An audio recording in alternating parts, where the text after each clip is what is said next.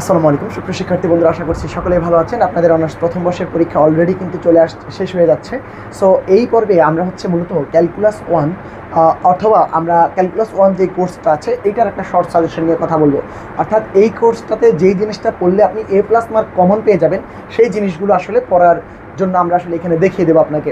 এখন চলে আসেন আমরা আসলে এখানে কি পড়তে হবে। সো আপনার জন্য প্রথমে রাখা আছে এখানে এটা হচ্ছে চ্যাপ্টার 1-এর ফাংশনের লেখচিত্র। হ্যাঁ, চ্যাপ্টার 1C-তে এটা আছে। সো আপনি এই 1C এর এই প্রবলেমটা, এই যে উদাহরণ 6, এটা মাস্ট বি করে যাবেন। চ্যাপ্টার 1-এর উদাহরণ 6, চ্যাপ্টার 1-এর উদাহরণ 6 না, উদাহরণ 12, চ্যাপ্টার 1C এর উদাহরণ 12। এটা হচ্ছে এই ফাংশনটি লেখচিত্র অঙ্কন করতে বলছে। সো এই প্রশ্নটা সলভ আপনি অবশ্যই শিখে যাবেন এবং পরীক্ষা আসলে যেন এটা দিতে পারেন।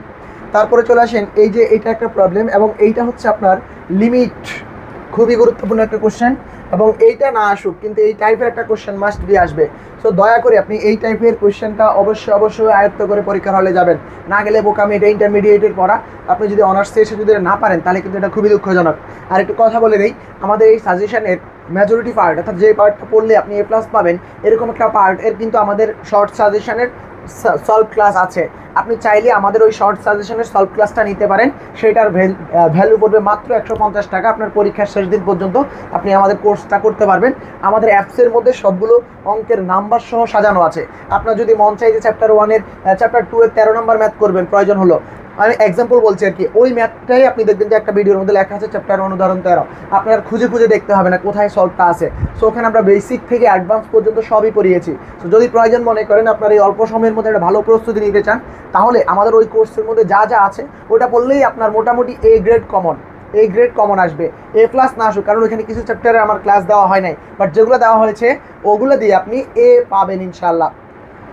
এর মতো কমন পাবেন, এর বেশিও পেয়ে যেতে পারেন, ঠিক আছে। সো এরপরে চলে আসেন, এরপরে আমরা রেখেছি এখানে এই প্রবলেমটা। এটা হচ্ছে আপনার এত বিন্দুতে অন্তরীকরণ যোগ্যতা যাচাই করো। x = a বিন্দুতে f(x) ফাংশনের অন্তরীকরণ যাচাই করো, ফাংশনটি অবিচ্ছিন্ন হবে সেই শর্তটা নির্ণয় করতে বলছে, ঠিক আছে। সো এটা উপপাদ্য, এটা ভালো করে শিখে যাবেন। পরীক্ষা ভাই এগুলা থেকেই আসবে। এরপর আসেন উদাহরণ 5, বলছে এত বিন্দুতে নিম্নলিখিত ফাংশনটির অবিচ্ছিন্নতা অন্তরীকরণ যোগ্যতা আলোচনা করো। এগুলো কোন ক্লাসের পড়া বলেন তো? এগুলো ইন্টারমিডিয়েটের পড়া। এই মাত্র আমরা করিয়েছি, ঠিক আছে, এবং সুন্দর করে ইন্টারমিডিয়েট কনসেপ্ট বিল্ড করে আপনাদেরকে পড়ানো হয়েছে।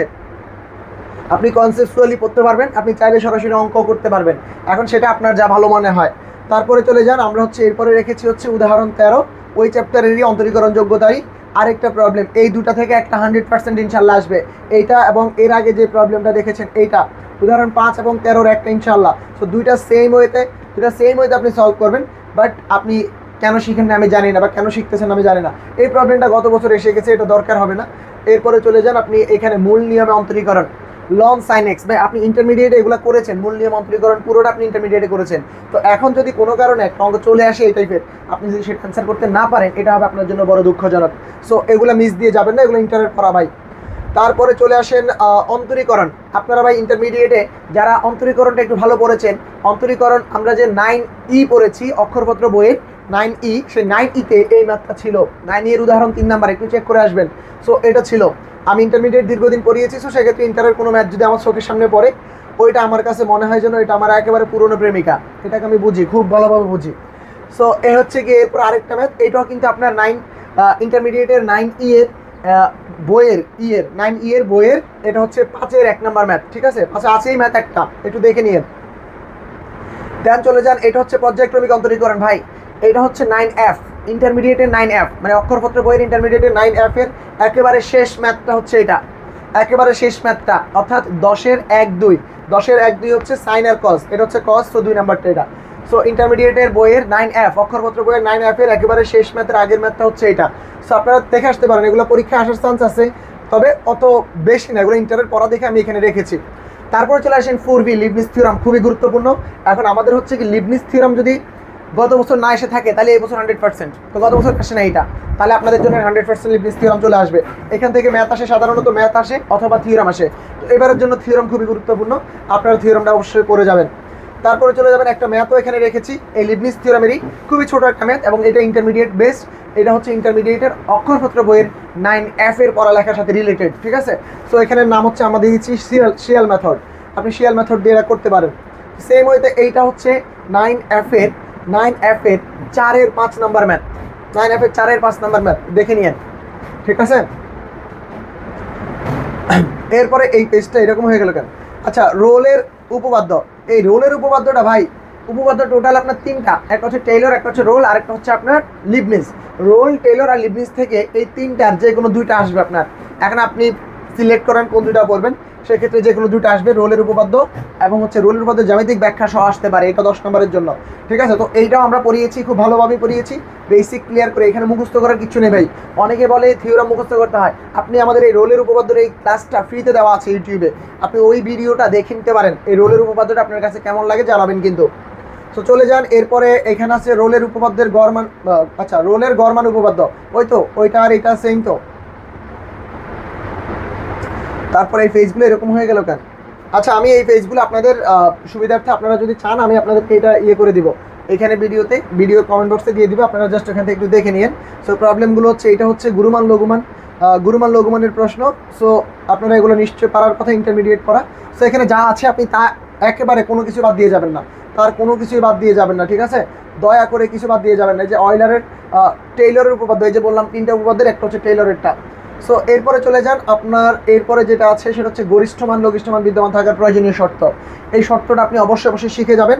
এরপরে আপনি এখানকার একটা দুটো ম্যাথ, এই যে প্রবলেমগুলো আমরা এগুলো খুব যত্ন সহকারে পড়িয়েছি। আপনাকে একটু বলে নেই আমাদের কোন কোন চ্যাপ্টার করলে আমরা এই প্লাস পাবো। চ্যাপ্টার 2, 3, 4, 5, 7, আচ্ছা 2, 3, 4, 5, 6, 7, 2, 3, 4, 5, 6, 7, ঠিক আছে।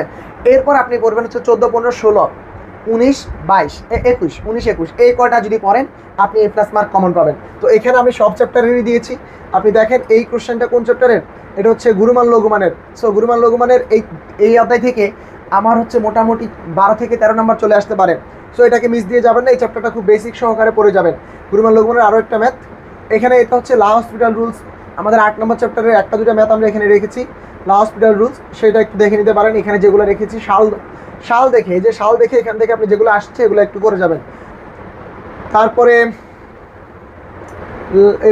এগুলা হচ্ছে দেখেন, এখানে লঘুকরণ সূত্র টোটাল আছে 4টা।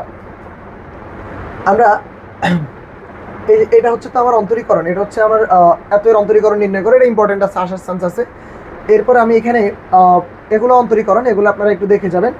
এরপরে এই লঘুকরণ সূত্র চ্যাপ্টার 15, এখানে 4টা অঙ্ক আছে টোটাল, তার মধ্যে সাইন কস টেন কট। তো আপনারা যারা এবারের পরীক্ষার্থী তাদের জন্য সাইন আর কজের যে কোনো একটা আসবে। এখন সাইন আর কজ করতে আসলে কোনো রকমের ঝামেলা নেই, দুটা সেম, আপনি একটা পারলে আরেকটা পারবেন। তো এগুলো যদি আপনাদের বুঝতে অসুবিধা হয় আমাদের ক্লাসগুলো করতে পারেন, একবারে জিনিসগুলো ক্লিয়ার হয়ে যাবে। চয়কার চকচকা, পয়কার পকপকে, দেখবেন যে আপনি একবার দেখেই পারতেছেন। সো এরপর আসেন, এই যে লঘুমানের 4টা সূত্র আপনি 2টা করে যাবেন, সাইন কজ, যদি সময় পান টেন কটেরটা করে যাবেন, কারণ যে কোনোটা চলে আসতে পারে। আর একটা স্পেশাল ম্যাথ, এটা ইন্টারমিডিয়েটে ছিল, ইন্টিগ্রেশনের একটা ম্যাথ, সো এটা একটু ট্রাই করে যাবেন। এরপর আসেন, আমার এখানে আছে এইটা ইন্টিগ্রেশন, আরেকটা ম্যাথ, এটা হচ্ছে লিমিটেড ইন্টিগ্রাল। সেখানে 3টা ম্যাথ আছে, একটা 2টা, এই যে আরও একটা 3টা, এই 3টা ম্যাথমেটিক্যাল প্রবলেম কোনোভাবে বাদ দিয়ে যাবেন না। এরপরে চলে যান, আমার এখানে আছে হচ্ছে এই নির্দিষ্ট ইন্টিগ্রেশনের জন্য লঘুকরণ সূত্র। তো আপনি যদি অনির্দিষ্ট ইন্টিগ্রালটা পারেন, নির্দিষ্টটা না পারার কোনো সুযোগই নেই, পারবেন। এরপরে চলে আসেন গামা বিটা ফাংশনের উপপাদ্য 6, উপপাদ্য 7, এই দুটো ডেফিনেটলি দেখে যাবেন। উপপাদ্য 6, 7-এর যে কোনো একটা আসতে পারে, তবে এই গামা বিটা চ্যাপ্টার থেকে আপনার এইটা 100% আসবে। আগের দুইটা কি হবে না হবে জানি না ভাই, এইটাকে কোনোভাবে বাদ দেওয়া যাবে না। এইটা আপনার জীবনে অনেকবার ব্যবহার হবে। আপনি যখন 3rd ইয়ার উঠবেন, 2nd ইয়ার থেকে 3rd ইয়ারে যাবেন, তখন দেখবেন আপনার 3rd ইয়ারে মেকানিক্সের মধ্যে এই সূত্রটা অনেকবার ব্যবহার করা হচ্ছে। সো এই সূত্রটা আপনি যদি এখন শিখে নাও যান, ভবিষ্যতে কিন্তু আপনার শেখা লাগবে। সো এইটাকে আপনি কোনোভাবে দূরে রাখার সুযোগ নেই। সো এটাকে একটু দয়া করে শিখে যান, এটা পরীক্ষা আসবে 100%। সো এইটার মতো করে একটা ম্যাথমেটিক্যাল প্রবলেম গামা বিটা ফাংশনের, এগুলো একটু দেখবেন।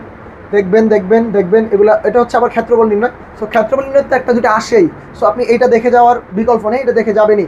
সো এটা অবশ্যই আসার চান্স আছে। চলে আসেন এরপরের প্রবলেম, যেটা এটা আরও বেশি গুরুত্বপূর্ণ এই বছরের জন্য, এটা আরও বেশি গুরুত্বপূর্ণ। এই যে এই ফাঁসের দৈর্ঘ্য নির্ণয়, এগুলা ভাই পরীক্ষার জন্য খুবই ডেঞ্জারাস লেভেলের, এগুলো আসবে এরকম। সো এইটুকুই ছিল আমাদের সাজেশনে। আবারও বলছি, যদি সাজেশনের ক্লাসগুলো নিতে চান, সবগুলো ক্লাস নেই, যেগুলো আছে ওগুলো পড়লে আপনি A গ্রেডের বেশি কমন পাবেন। সো অতটুকু যদি নিতে চান, তাহলে আপনাকে 150 টাকা পে করে আমাদের অ্যাপসের মধ্যে সবগুলো ক্লাস সাজানো আছে, দেখে শুনে যদি আপনার ভালো না লাগে আপনি টাকা ব্যাক নিয়ে যাবেন, আর যদি ভালো লাগে তাহলে ক্লাস করবেন, আপনি পরীক্ষা দেবেন, পরীক্ষা ভালো হবে। তো ধন্যবাদ, পরের কোনো সাজেশনে আবার দেখা হয়ে যাবে। সুস্থ থাকুন, ভালো থাকুন, আসসালামু আলাইকুম।